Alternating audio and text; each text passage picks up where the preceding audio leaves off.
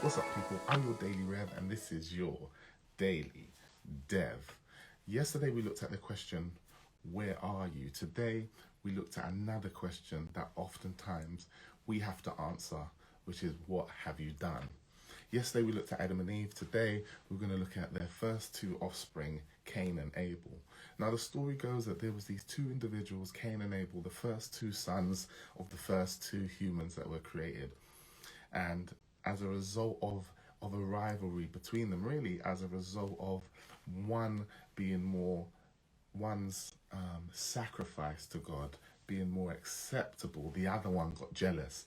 This resulted in the first murder that we see depicted in the scripture. Cain turns and kills his brother Abel. When God comes into this situation, he asks the question, firstly, where's your brother? And he goes on to ask him, what have you done? He asks Cain, what have you done? Now, the interesting thing is this. I've got three children. The youngest is 28 months old, or 2.5 to most of you. And he has learned over the last couple of weeks, really, I've noticed it. He's learned this. He's learned this. Oh, no. Oh, no. That's word for word. Which is baby talk for I don't know. And this is the answer he gives when he's asked a question, especially pertaining to what have you done? Right? If a sibling ends up crying, if there's some type of screaming and hollering going on, and I know that he has something to do with it, and I go in there and I ask him, like, what have you done? Like, why is your brother crying? Why is your sister crying? What have you done?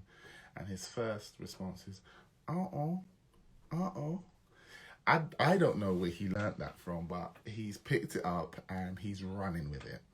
And it's really kind of interesting, and I laugh because oftentimes that is the first reaction that we give when we're asked that question, like, what have you done? Oftentimes we don't want to deal with that question, because to answer that question is firstly to admit that we've done something, right? If we respond to that question, then it's firstly almost an admission of guilt, right? It's that first step of admitting.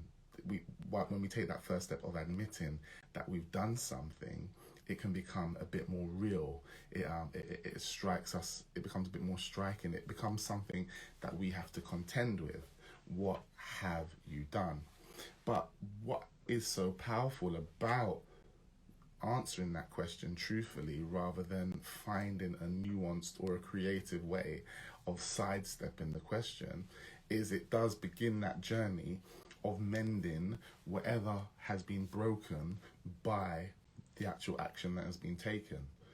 Oftentimes, relationships cannot heal or cannot mend because there is no admittance, or there is no real acknowledgement of a hurt that's been caused, or something that has been done, and instead we just shrug our shoulders and say, what's your problem? I don't know why you're upset.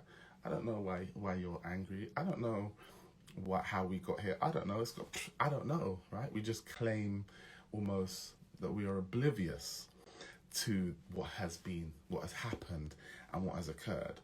But for some reason, for God, it is important for him to ask that question and to put the onus back on to us as a humanity, back onto us as individuals, to own up to, even if it's not for his benefit, often for our benefit, to own up to what it is that we have done. Why? As I said, step one, it allows us to start that road of reconciliation, to start that long, sometimes arduous road to reconciling what has been broken, right? That identifying, that owning up to what has actually been done. Then the pieces, as they say, can start to be put back together once we have acknowledged what it is that's been broken. Because you see, while we answered yesterday the question of where we are, the answering the question of what we have done that has led us to where we are can give us some clues and some ideas as to how we can backtrack some of those steps to, as I said, to reconcile the situation, or to not find ourselves in that situation again.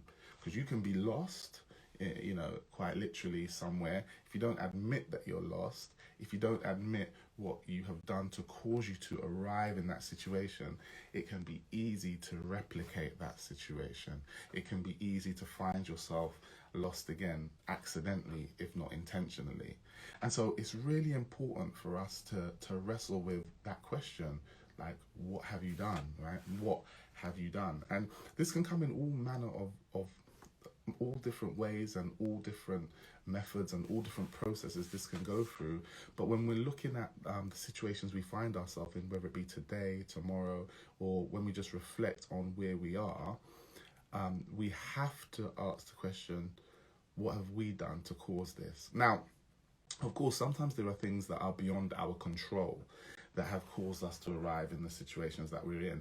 And for those things, there's nothing we can do. It's beyond our control.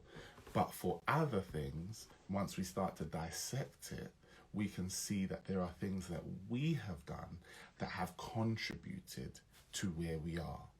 And this is what's so powerful about the story of Cain and Abel for me, because God invites Cain into this process of discovery, of soul searching, of questioning, of digging into what has happened and how Cain has found himself committing this most heinous crime.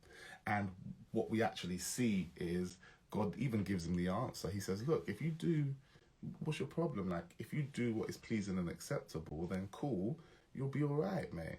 Because you're angry. Why are you angry? You're angry because Abel's gift was acceptable, or Abel's offering, sacrifice was acceptable, and yours wasn't. But what I'm doing through this situation and what I'm trying to encourage you to do is, look, he says it in the text, Genesis chapter 4, you can read it. He says, look, like, do what's right, do what is acceptable, because if not, he says, sin is crouching at the door, right? And so this moment, what God has been trying to use as a teachable moment, in that with the sacrifices and with showing Cain, really helping Cain to grow and say, look, what you're doing is not acceptable, and because of that, it's going to lead to sin, which is crouching at your door. I'm trying to draw that out of you. I'm trying to make that example to you, and all you are stuck on, or what you were stuck on, was that Abel's gift was acceptable, rather than trying to bring your gift, rather than stepping up to the challenge of thinking to yourself, okay, Abel's gift was acceptable. What is it that made Abel's gift acceptable? What is going on within me that has caused what I'm offering there to be an issue with it, right? And rather than digging and going into that line of questioning, Cain, what we call, doubles down in his wrongness, and instead commits this crime. And so the question is, like, what have you done? What have we done to contribute to where we are? And are we willing to unwind that string, or are we willing to learn from that so that we can make better decisions, so we can end up in different places? Or are we insistent on doubling down, as Cain did, in doubling down in that which we've done that is questionable, and in doing so, just separating ourselves further and further from God? And if you read the story, that's what happens. Cain ends up further and further away from God as a result of doubling down in his wrongness, rather than taking the opportunity of owning up and accepting what he's done and beginning that process of reconciliation. And so the challenge every single moment, every single day, is not so much to worry about yesterday, but today, as you find yourself in new and fresh and sometimes even recycled situations, where you have the choice to do that which is acceptable over that which is not acceptable and not pleasing to God. We have that choice daily, moment by moment, to decide which step we're going to take. And look, habits are formed by repeated actions, right? By repeating actions and repeating the same responses to the same stimuli, to the same things that happen. And the more we repeat in a set way, that becomes a habit. And so the opportunity we have every day as we face some of the same challenges and sometimes new ones is to start creating new habits which become more helpful ways of coping with situations which may usually cause us, or has before caused us, to do things that which were not approved, okay? But rather, by dissecting it and taking a moment and looking at the choices before us, we get this unique opportunity to start making different decisions, which starts forming new habits, which makes making those new decisions and those better decisions easier in the future. So the question today is, what have you done? And can you wrestle with that? Do you have the strength? Do you have the intestinal fortitude to wrestle with that question and start to unpick it? Not to blame yourself, not to feel bad about yourself, but simply to give yourself a fighting chance of doing that which is approvable to God, to do the things that God can approve of when you are faced with that situation, when you are faced with that opportunity in the future. I pray you have an amazing day. Blessings to you, your family, your friends, your colleagues, all that you come in contact with. And I'm so excited for the new directions you may move in as a result of answering that question honestly, what have I done? I'll see you tomorrow. Peace.